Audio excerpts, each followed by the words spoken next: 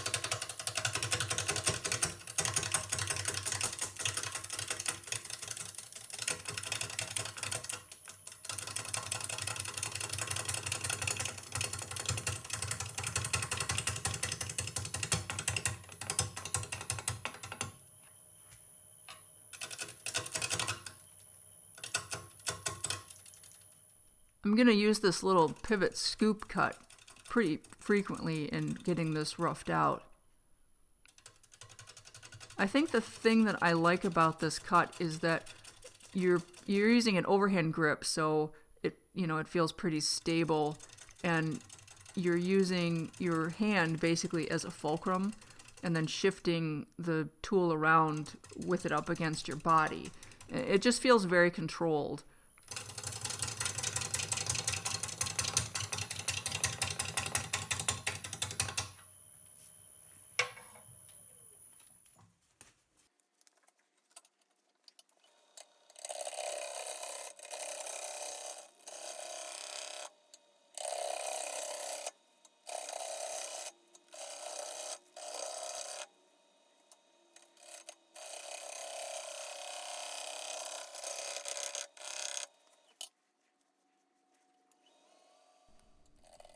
We're starting to make a little progress here. I turned the lathe speed up a little bit.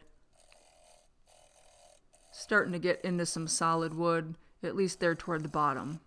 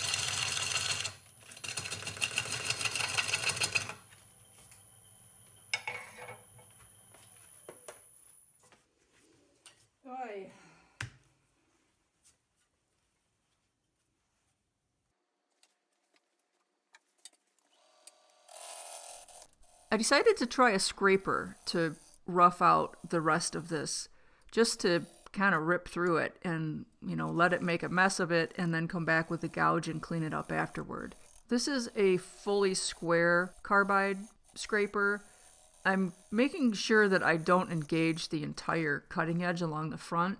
I feel like that would be too much leverage with this blank, and maybe that's not a concern, but I was really kind of careful to go at it a little bit of an angle so that I'm really only using kind of the corner of the cutting edge. All right, well, let's just go.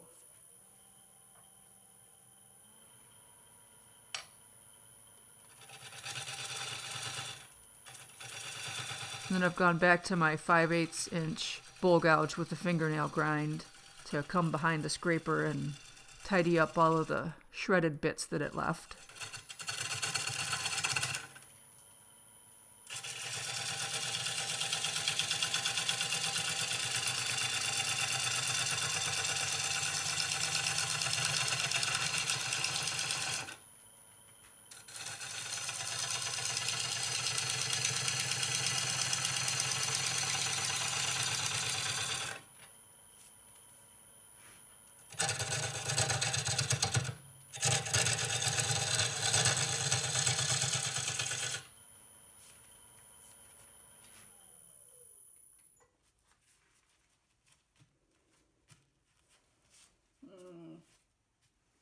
Come on. Still got quite a bit to go to get rid of that bark spot.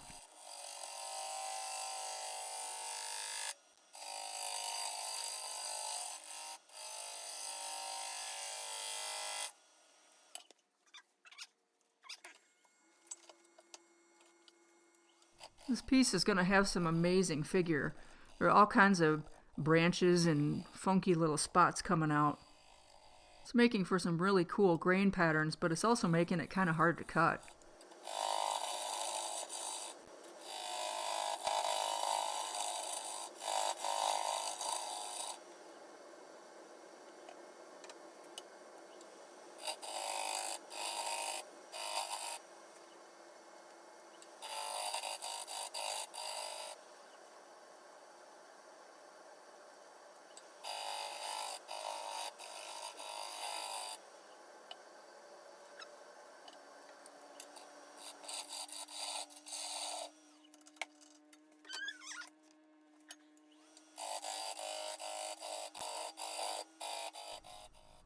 I'm making a lot of little stepped cuts here so that I keep cutting into the side grain rather than going across the bottom of the bowl and going into side grain and end grain.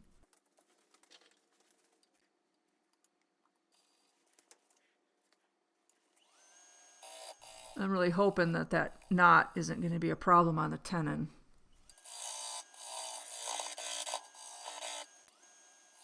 I always have a really hard time lining up the tools either parallel or perpendicular to the piece or to the bedways, whichever I'm trying to do. I'm trying to come up with a way that I can put some sort of a visual indicator on the ways or something so that I can make sure that I'm cutting it straight, especially when I'm doing like a tenon. I keep one of my spare sets of jaws out, and I always check the fit of the dovetail just to make sure, because I do seem to have a bit of an issue sometimes getting the cuts to be parallel or perpendicular.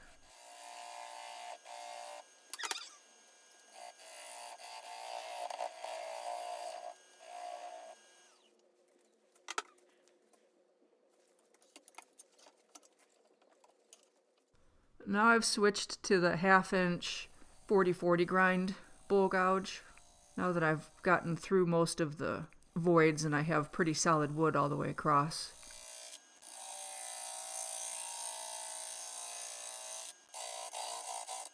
I end up, as I usually do, making this bowl a lot smaller than I had initially intended, especially since this is just a rough turn. It has to go in the kiln and then I have to finish turn it.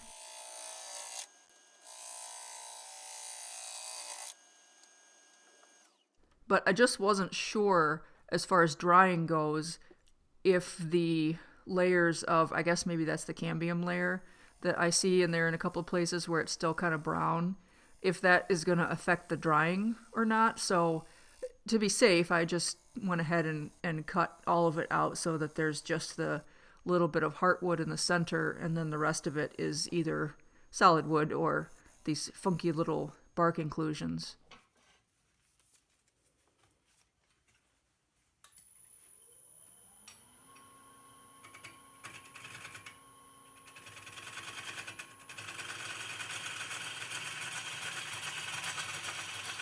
Something I've been practicing is to use my left hand only for holding the tool down on the tool rest.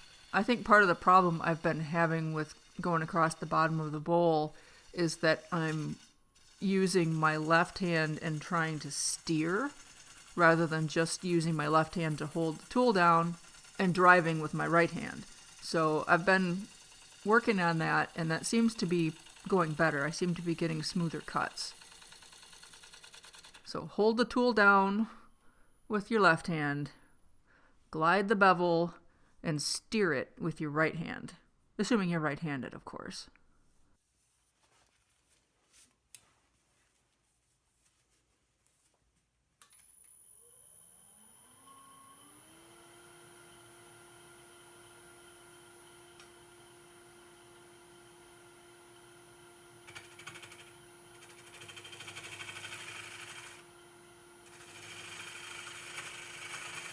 So I'm just going to make a finishing pass here, real light. I'm not trying to take off much material, just one smooth pass all the way through.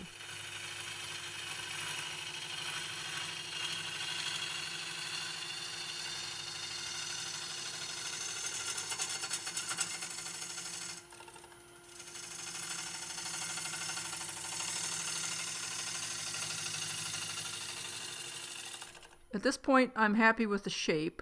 So I'm just going to do a little bit of shear scraping to try to get rid of some of the ridges and just make sure I have a nice smooth finish so that it has a good opportunity to dry evenly.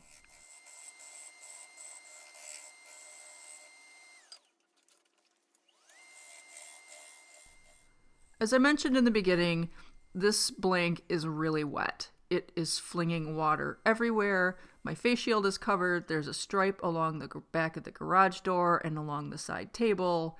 It's soaked, and you can see it drying as I'm turning it.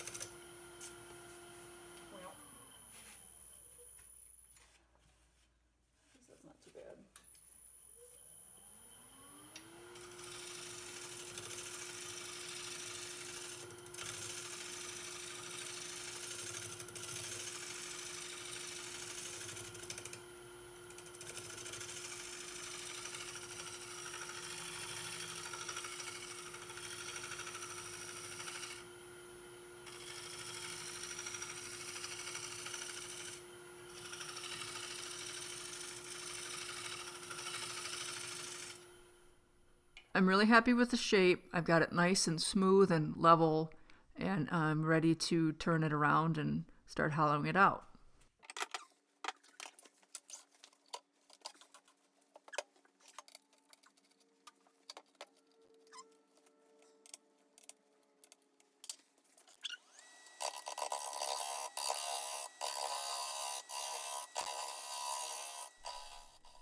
I'm doing the same thing when I hollow that I did when I was working on the outside of the bottom, and that's basically cutting straight into the side grain all the way down the bowl.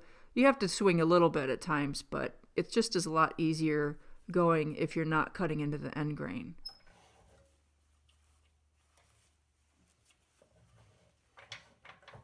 So I've noticed that it is all kinds of wanky. So I don't have any idea if this is important or not.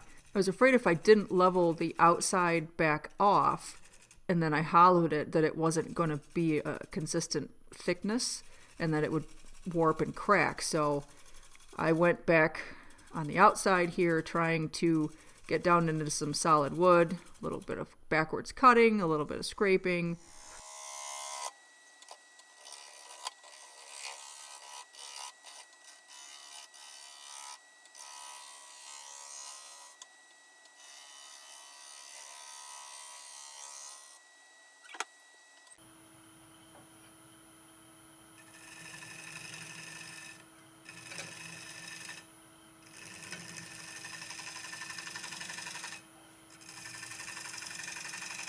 I thought that I was able to get it back to level and flat, but I realize after I'm done shear scraping it that it put spiral grooves into it. So I decided I'm just going to have to leave it alone and hope that it dries evenly and that it doesn't crack.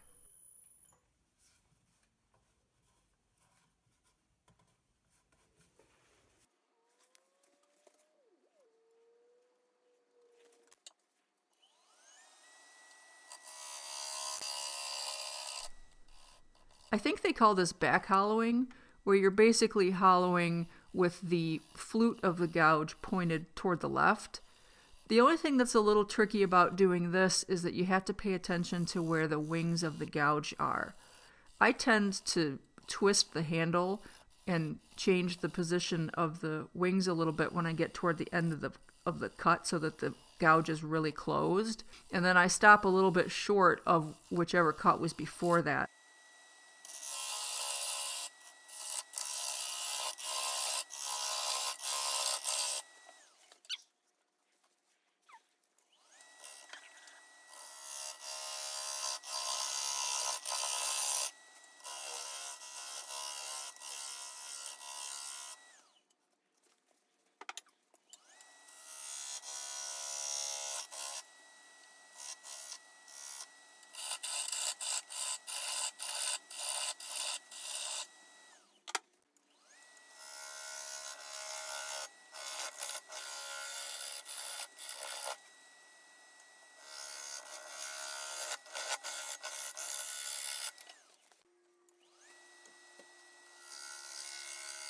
Let me know what you guys think about this hybrid video format.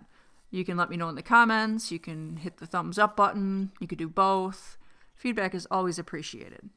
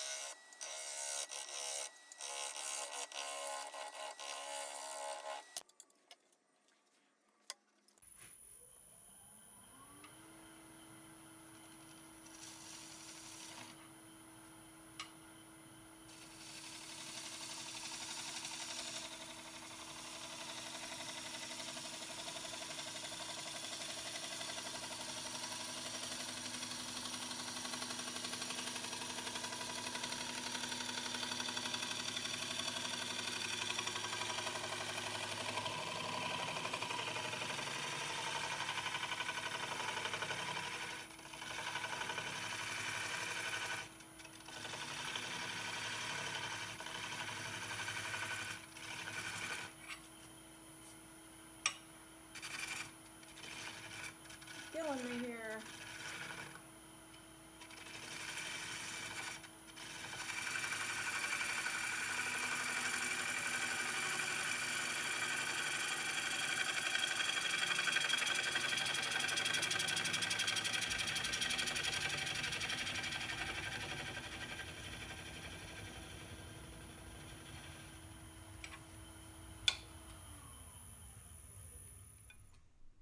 Hey, look at that. I went across the bottom pretty nicely. I had a little bit of trouble in the transition area, but it definitely feels better. And look at how much the water is coming out around the rim there. This stuff was just crazy wet. Because this one has so much crazy figure, I coated the whole thing in AnchorSeal before I put it in the kiln with its brudders.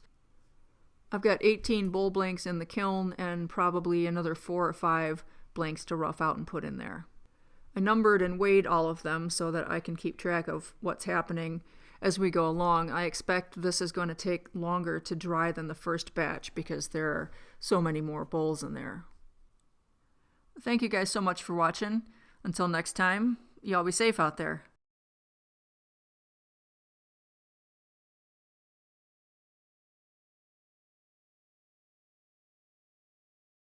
And it's almost time for turtles. Don't be a jerk and run over turtles.